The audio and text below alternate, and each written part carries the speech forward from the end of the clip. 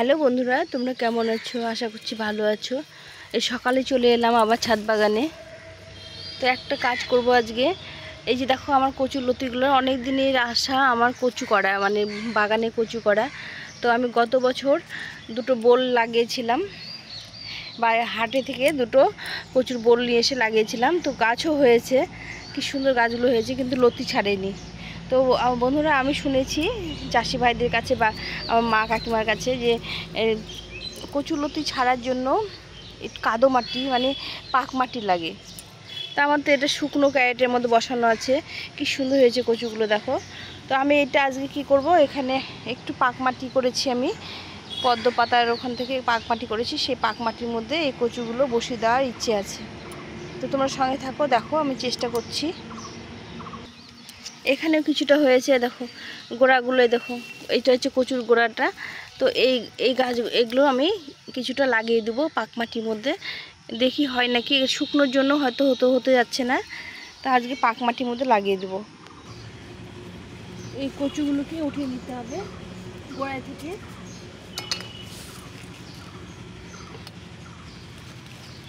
এর মধ্যে অনেক করলা গাছ হয়ে গেছে, অনেক কিছু গাছ হয়ে গেছে। তো এগুলো বাদ দিয়ে শুধু কচুগুলোকে উঠিয়ে নিতে হবে। একদম জড়বড় লেগে গেছে জায়গাটা।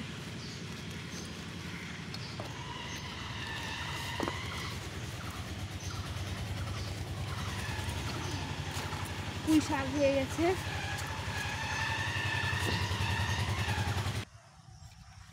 এই গাছগুলোকে এভাবে উঠিয়ে নিলাম।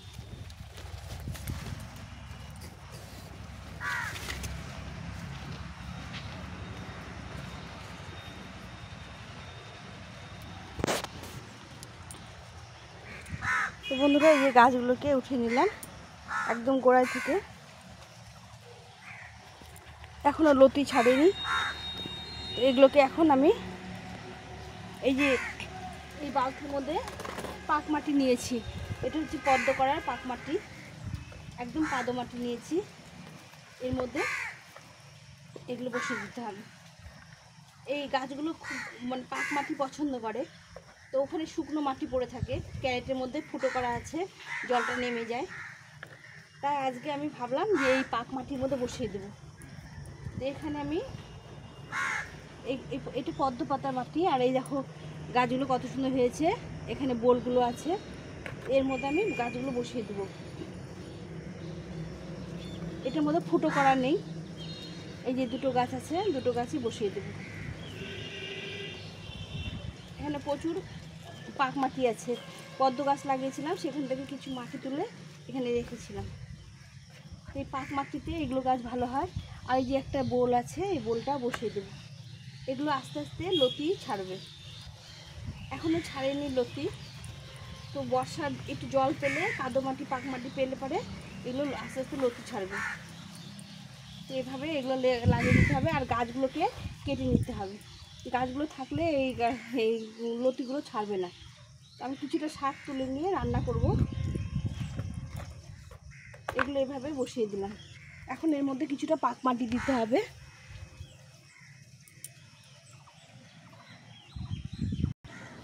এখানে পদ্ম গাছ লাগিয়েছি, এই পদ্মর এই পাক মাটি যেটা আছে সেটা আমি মাঝখান থেকে কিছুটা তুলে নেব কচু গাছে দেওয়ার জন্য। এই যে এইভাবে কিছুটা পাক মাটি উঠিয়ে নেব, দিয়ে এর মধ্যে আবার খাওয়ার দিতে হবে। এই পাক মাটিতে কচুটা ভালো হয়, মানে কাদো মাটিতে। তো এই যে আমি কিছুটা কাদো মাটি উঠিয়ে নিলাম। এখন আমি এই গাছের গোড়ার মধ্যে এই পাক মাটিটা দিয়ে দেবো। তো অল্প দিলেই হবে, দিয়ে এখানে জল দিয়ে দেবো। আগে থেকে এটা ছিল পাক মাটি, এখন এই গাছের গোড়ায় জল দিয়ে দেবো। এই বালতিটার মধ্যে ফুটো করা নেই। এখন এইটা কি করব, এই গাছটাকে আমাকে একটু মাটির মধ্যে বসিয়ে দিতে হবে। তো আমি এখানে ক্যারেটে মাটি করেছিলাম, এখন বর্ষা পড়ে এসে এখানে বীজ বুনতে পারছি না। এখন আমি এর মধ্যে এই বালতিটা বসিয়ে দেবো, এরকম করে বসিয়ে দেবো। এখানে কি হবে, এই মাটির রসটা পাবে, পেয়ে এই গাছটাকে, কচু গাছটাকে সুন্দর করে তুলবে।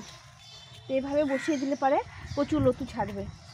এগুলো জলের কচু, মানে গাঠি কচু, এগুলো লতিগুলো খেতে ভালো লাগে, গলা টলা ধরে না। তো আমি এগুলো বসিয়েছিলাম, এতদিন জল পাইনি বলে এক চাষি ভাইয়ের কাছে আমি এটা দেখেছিলাম ভিডিওটা, যে এরকম মানে পাক জলে বসিয়ে দিলে কচু লতি ছাড়ে। তো আজকে আমি এই জন্য পাক জলে বসিয়ে দিলাম। এখানে পাক জল করা আছে, এই বালতিটা ফুটো করা নেই। এটা দেখতেও সুন্দর লাগে আর খুব সুন্দর কচু হয়। তো এই সিজনে যারা যারা কচু করছো বন্ধুরা, তারা এইভাবে করলে পারে তোমরা কচু লতি বা কচু পেতে পারো। এগুলো হচ্ছে গাঠি কচু। তো এইগুলো লতিগুলো সুন্দর হয়। তো আমি এইভাবে বসিয়ে দিলাম, তোমাদের আপডেট দেব। তোমাদের এই দেখো এভাবে বসিয়ে দিলাম বন্ধুরা। যদি ভালো লেগে থাকে লাইক কমেন্ট শেয়ার করো, নতুন বন্ধুদের সঙ্গে সাবস্ক্রাইব করে পাশে থেকো, নতুন বন্ধুরা সাবস্ক্রাইব করে পাশে থেকো। এই যে এইভাবে আমি কচুগুলো লাগিয়ে দিলাম। এই দুটো কচু গাছ বা দুটো বোল থেকে অনেক গাছ হবে এখন। আর এই ডালগুলো এখন কেটে নিতে হবে, এই ডালগুলো থাকলে কচুগুলো হবে না। এই ডালগুলো নুয়ে গেছে, আর এই গোড়ার মধ্যে আর কিছুটা মাটি দিতে হবে। তো এই দেখো এইভাবে লাগিয়ে দিয়েছি। কচু গাছগুলো কত সুন্দর হয়েছে। এগুলো আস্তে আস্তে সুন্দরভাবে কচুর লতি ছাড়বে। আর ওই ক্যারেটের মধ্যে কিছুটা লাগানো আছে, সেটা তোমাদের দেখালাম। ওইটাও দেখো কীরকম হয়। আমি দুটোকে লাগিয়ে ওটা লাগানো আছে, এটাও কাদোর মধ্যে লাগালাম, কাদো পাকের মধ্যে। তো কোনটা বেশি ভালো হয় সেটা তোমাদের সঙ্গে অবশ্যই শেয়ার করব। তোমরা ভিডিওটা সম্পূর্ণ দেখার চেষ্টা করো, আর আমি আপডেট দিতে থাকবো, সেটাও দেখার চেষ্টা করো। দেখবে যে কত কচুর লতি ছাড়ে। এর মধ্যে একটু খাওয়ার দিতে হবে, এখন একটু অল্প করে খাওয়ার দিতে হবে। তো দেখো আমি কি খাওয়ার দিচ্ছি। তো এখানে আমি নিয়েছি পুরনো গোবরগুলোকে মাটির সঙ্গে মিশিয়ে রেখেছিলাম, পুরনো গোবর। সেই গোবরটা একটুখানি এই গাছের গোড়ায় গোড়ায় দিয়ে দিব। গাছগুলো এত ডেভেলপ হবে তোমরা ভাবতে পারবে না যে এতটা ডেভেলপ হবে। এইভাবে করে গাছের গোড়ার মধ্যে আমি শুধু গোবর সার দিয়ে দিলাম, গোবর সার দিয়ে দিলাম। এখন একটু জল দিয়ে দেবো, জল দিয়ে রেখে দেবো। আর এই ডালগুলোকে আমি কেটে নেব। তো এভাবে কচু চাষ করতে পারো তোমরা বাড়িতে, সুন্দরভাবে কচু চাষ হয়। এই যে আমি এটার মধ্যে, এই ক্যারেটটার মধ্যে আমি মাটি করেছিলাম, তো এখানে আমি বসিয়ে দিলাম আপাতত। এর মধ্যে গাছটা যখন হবে, এটা মাটির কাদার রসটা পেলে পারে এই গাছগুলো, কচু গাছ ভালো হয়। তো এখানে আমি বসিয়ে দিলাম। আর তোমাদের শুকনোটা বসিয়েছি সেটা দেখাচ্ছি তোমাদের, চলো। আর এখানে দেখো শুকনো ক্যারেটের মধ্যে বসানো আছে। এই দেখো 2-3টে গাছ এখানে বসানো আছে। এগুলো একদম বড় হয়নি, এগুলো আমি পাক জলে দেবো, দেখি কেমন হয়। এটাতে লতা এখনও প্রচুর লতি ছাড়েনি, তো ওইটাতে একটু একটু ছেড়েছে, শিকড় দেখা যাচ্ছে। তো এগুলো আমি পরে গিয়ে অন্য জায়গায় লাগিয়ে দেবো। তো এইভাবে তোমরা কচু গাছ লাগালে কচুর লতিও খেতে পারবে, কচুও খেতে পারবে। তো বন্ধুরা এই পদ্ধতি প্রয়োগ করে আমি গত বছর অনেকগুলো কচুর লতি পেয়েছি, মানে কচু গাছ থেকে কচুর লতি পেয়েছি। তো এবছর আবার আমি লাগিয়ে দিলাম। এখন বর্ষার সময় এইভাবে লাগিয়ে দিলে লতি বেরোবেই, অনেক লতি বেরোবে। আমি তোমাদের আপডেট দিতে থাকবো, আর তোমরা সঙ্গে থেকো, ভালো থেকো, সুস্থ থেকো। এখন আমি ভিডিওটা এখানে রাখছি, টাটা।